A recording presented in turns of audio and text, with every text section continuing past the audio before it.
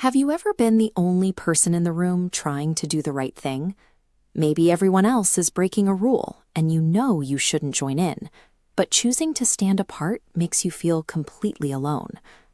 Thousands of years ago, a man named Jeremiah felt that exact same way, but on a scale that spanned the entire nation.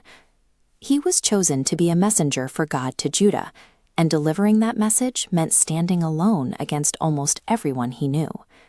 To make matters harder, Jeremiah was living through a physical crisis. A brutal drought had choked the nation, the ground cracking open from extreme dryness. Farmers covered their heads in despair because there was no rain, and wild animals panted on the barren hills, desperately searching for a single blade of grass.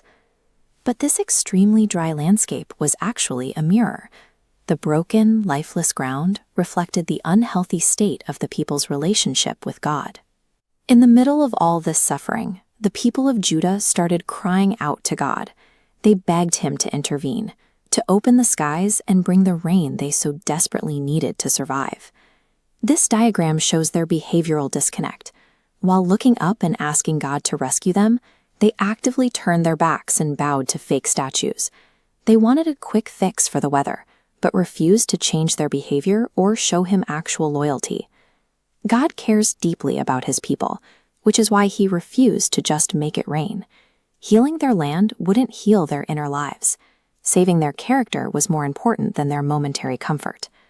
When we are in trouble, it is a common human reflex to seek out people who tell us exactly what we want to hear, rather than what we actually need to hear. In Judah, the people found exactly what they wanted in a group known as false prophets. Think of false prophets simply as speakers who used God's name to tell lies, choosing to make everyone feel better instead of telling the truth. We can see this contrast clearly. On one side, the false prophets painted a smiling picture, telling the nation that everything was perfectly fine and promising lasting peace. On the other side, Jeremiah had to deliver a heavy, dark reality. A severe disaster was coming if the people didn't change their ways. God plainly stated he did not send these false messengers. Because the people chose to believe a comfortable lie, they were placing themselves in terrible danger and would eventually face the tough consequence of losing their homeland. Following a fake map that leads you off a cliff is a far worse outcome than dealing with the temporary sting of someone telling you to turn around. Delivering that unpopular warning weighed heavily on Jeremiah. The people hated him for telling the truth, leaving him deeply sad, feeling totally overwhelmed, and constantly criticized. He reached a breaking point and poured out a deeply honest complaint to God. He admitted that his pain felt unending and that he felt completely, utterly alone. God listened, but his answer was surprising. He didn't offer to take the difficult job away. Instead, he promised Jeremiah an extraordinary level of protection as long as he kept speaking up. God used a specific promise, telling Jeremiah, "I will make you a wall to this people, a fortified wall of bronze." The crowds would fight against him, but God promised they would never overcome him. Having God as your protector does not mean you will avoid difficult battles. It means that when the heavy impacts come, your spirit cannot be crushed. Because of their constant rebellion, the people of Judah did eventually lose their home and go into a long period of captivity, a kind of national timeout. But God was not abandoning them forever.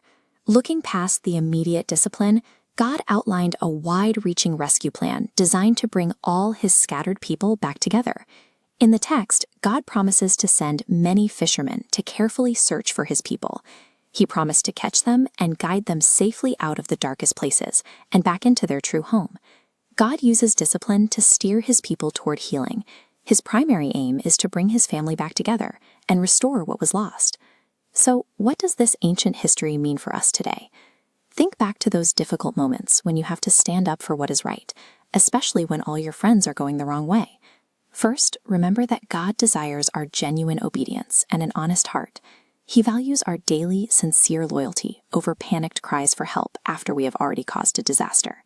And finally, know this: when you bravely speak the truth, even if your voice shakes, you never truly stand alone. The same God who guarded Jeremiah promises to be right there with you, your very own fortified wall of bronze.